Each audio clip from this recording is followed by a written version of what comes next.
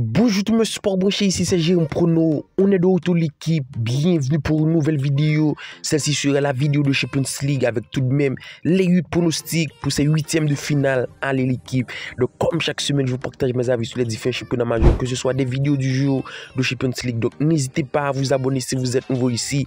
Abonnez-vous pour rater aucun de nos prochains contenus. En ce moment l'équipe, il y a de très bons résultats. Donc les dernières vidéos, c'est des résultats ultra intéressants. Donc n'hésitez pas à vous abonner. Et si vous voulez plus de pronostics, plus de prédictions, même quand je suis absent l'équipe, le Telegram de Jérôme Prono, le groupe où je suis présent toute l'année et surtout tous les jours. Donc n'hésitez pas à nous rejoindre là-bas. Le lien en commentaire épinglé. Il y a surtout de très bons pronostics qui est proposé, que ce soit des pronos safe, des pronos buteurs ou des ghost codes. Le lien en commentaire, rejoignez-nous en masse. D'ici là l'équipe. Dortmund-Lille, on se retrouve avec le premier match pour ces huitièmes de finale. Match qui pour moi devrait s'annoncer tout de même disputé, même s'il y a clairement un favori qui se dégage, c'est du côté de Dortmund. Leur code de la victoire pour 68, le match nul 3,98, celle de Lille 4,88.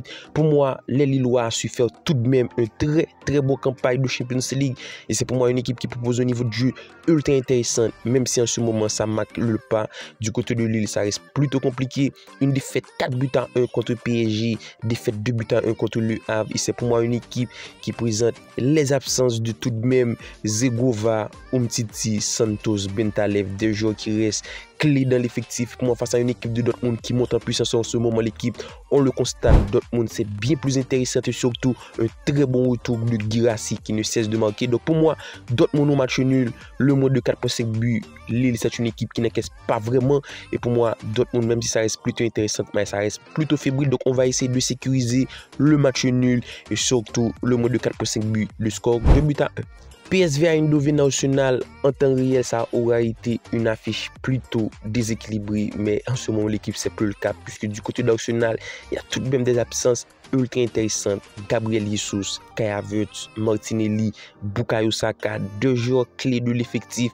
Et pour moi, c'est une équipe d'Arsenal qui arrive dans une état de forme pas trop intéressante. On le constate, offensivement, ça ne marque pas beaucoup de buts. On le constate, l'équipe, ça ne marque pas beaucoup de buts.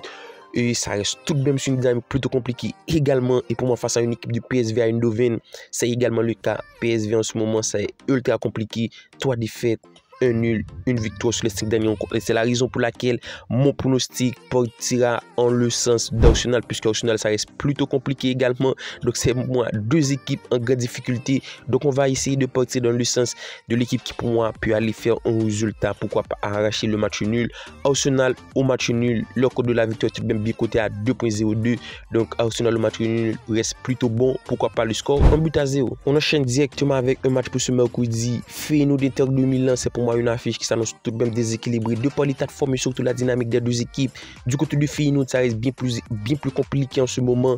3 matchs dans l'équipe, une équipe qui ne gagne pas vraiment. Ça a été fait un bon résultat contre AC Milan pour prendre sa qualification, mais dans l'ensemble ça reste bien plus compliqué pour moi face à une équipe d'Inter de Milan qui reste ultra affûtée. 3 victoires, 1 nul, une défaite, une équipe qui fait tout de même des résultats et surtout qui arrive à faire des contre-performances. Ça a été contre Juventus, mais pour moi ça reste ultra supérieur à cette équipe du Feyenoord qui même si à domicile peut aller prendre une défaite. Donc je vous mets directement la victoire du Feyenoord, la victoire d'Inter de Milan, puisque du côté du Feyenoord l'équipe il y a une hécatombe d'absents et pour moi c'est là où va jouer ce match. Et face à une Inter de Milan ultra costaud, Inter de Milan gagnant, le score net et sans bavure, pourquoi pas 2-0. On enchaîne directement Paris Saint-Germain Liverpool, c'est pour moi l'affiche forte pour ces huitièmes de finale, le match qu'il ne faudra pas rater. Deux équipes qui a su prendre sa qualification avec des scores ultra intéressants. Donc Liverpool ça a été terminé dans le top 8, alors que du côté du PSG ça a été joué les barrages, mais ça a été joué des barrages ultra intéressants pour la confiance, puisque c'est 7 buts contre Brest lors du match retour et surtout 3 buts lors du match aller. Donc un PSG qui arrive dans un état de forme ultra tonniant, ça marque que des scores et pour moi face à une équipe de Liverpool, il y aura match, les côtes le prouvent. Le PSG à 2,36, le match nul à 3,77 et la victoire de Liverpool 2,77. Pour moi, PSG peut clairement aller faire un bon résultat. Ancelotti a du pain sur la planche. L'équipe, ça va être un match ultra compliqué pour les hommes d'Angleterre. Donc face à une équipe de Liverpool qui reste aussi ultra intéressante, c'est à noter 3 victoires, 2 matchs nuls sur les 5 derniers rencontres. Une équipe qui encaisse tout de même des buts, que ce soit contre Aston Villa contre Wolverhampton, contre Everton. Et pour moi, un BTTS est envisageable sur ce match. Ça va être un match ultra intéressant et surtout animé en termes de but. Pourquoi pas partir dans les deux sens avec deux équipes qui marquent beaucoup. Donc le but des deux équipes, le pronostic qu'il faut prendre sur ce match, même si je donne clairement l'avantage du score à cette équipe de PSG qui peut le faire, 3-2. Bayern Munich, Bayern Leverkusen, c'est pour moi le classiqueur de Bundesliga. Donc Dortmund ne répond plus. Donc Leverkusen a su remonter le niveau et surtout faire cette rivalité ultra intéressante. Donc pour moi, match ultra intéressant. Le dernier match en championnat, ça a été un score nul, 0 but pour tout à l'extérieur pour Bayern Munich. Donc pour moi, ça va être un match bien plus intéressant. L'équipe entre deux équipes qui proposent un niveau de jeu ultra bon. Du côté de Bayern, ça a su faire de très bons résultats, même si ça a su aller chercher sa qualification lors des barrages contre Celtic. Donc un barrage qui a été ultra inquiétante, même si pour autant ça fait des résultats en Bundesliga. C'est une équipe qui est première tout de même avec Leverkusen qui est juste derrière deuxième. Donc du côté de Leverkusen, qualification directe, c'est une équipe qui pour un jeu ultra bon, ça a été mettre 4 buts à cette équipe d'Eintracht Francfort. Et pour moi, c'est un match dans lequel on devrait y avoir du spectacle. Deux équipes qui proposent un jeu tourné vers l'offensif vont vers le côte. Bayern Leverkusen par outsiders, une cote à 4,25. Le match nul à 90 et la victoire du Bayern 1,79. Donc les books donnent tout de même Bayern Munich favori. Mais pour moi, l'équipe, ça va être encore un but des deux équipes. Entre deux équipes qui proposent un niveau de jeu offensif et qui reste tout de même bon, qui reste tout de même compliqué en défense. Pour moi, le BTTS, l'avantage du score, cette équipe de Bayern Munich, 2-1.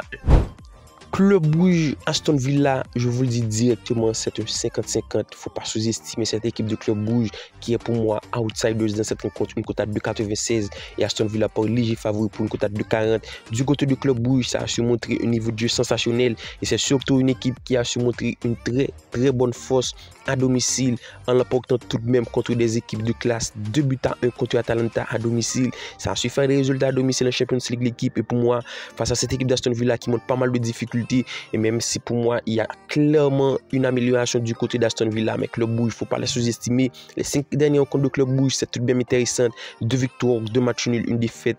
Oui, c'est à noter une équipe qui encaisse. Et pour moi, face à cette équipe d'Aston Villa, il va clairement y avoir le but des deux équipes. Aston Villa revient très bien, surtout avec les recrues de Rashford, Asensio, et surtout, ça a été une équipe ultra bon. Donc pour moi, but des deux équipes entre Club Brugge, Aston Villa, lors du match aller, ça a été prendre une victoire Club Brugge, 1-0 à domicile. Pour moi, va clairement y avoir le but des deux équipes. Avantage du score, cette équipe d'Aston Villa qui pour moi à l'extérieur peut le faire, 2-1.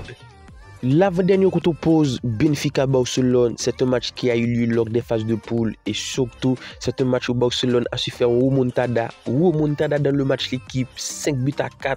Donc match qui a été ultra plus tard et surtout ultra animé en termes de but. Donc pour moi ça va être également le cas pour ces huitièmes de finale. Je donne clairement l'avantage à cette équipe de Barcelone qui en ce moment l'équipe c'est ultra fort. 4-0 contre Sociedad, 4 buts pour tout contre Atlético de Madrid, 2-0 contre l'Al Palmas. Donc une équipe qui met que des scores et pour moi face à une équipe de Benfica qui même si en ce moment l'équipe avec un très bon Pavlidis qui a su arracher sa qualification lors des tours précédents contre Monaco, un très bon Pavlidis. Donc c'est une équipe qui reste tout de même sur 4 victoires, un match nul. Les cotes pas à l'avantage de cette équipe de Barcelone qui en ce moment arrive dans un état de forme ultra bon, une cote à 1,86. Donc pour moi le plus de 2,5 buts de Barcelone marque minimum 2 buts dans ce match. On l'a su constater offensivement c'est pléthore de buts et pour moi face à une équipe de Benfica qui en ce moment fait des résultats mais pour moi ça va encaisser minimum de buts pourquoi pas la victoire de Barcelone 3-1. Et on termine avec le derby madrilène pour ces huitièmes de finale. Real Madrid, Atlético de Madrid. Clairement, je vous le dis, c'est le moment opportun du côté d'Atlético Madrid pour aller faire un très bon résultat face à une équipe du Real Madrid qui arrive en plein doute et surtout avec les absences de Bellingham, Carvajal, Ceballos, Eder Militao, surtout les incertitudes autour du Valverde. Si pour moi il n'y a pas Valverde de l'équipe, ça va être un match qui va tourner au vinaigre du côté du Real Madrid et clairement pour moi Atlético Madrid peut l'emporter. Ça le montre, ça le prouve en ce moment, c'est une équipe qui fait des résultats. Ça a été prendre le match nul contre Barcelone.